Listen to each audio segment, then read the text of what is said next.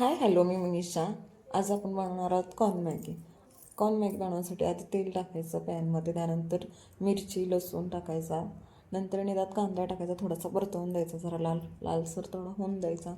त्यानंतर लालसर झाल्यानंतर थोडीशी हळद मीठ चटणी नॉर्मली टाकायची. त्यानंतर थोडासा टोमॅटो टाकायचा.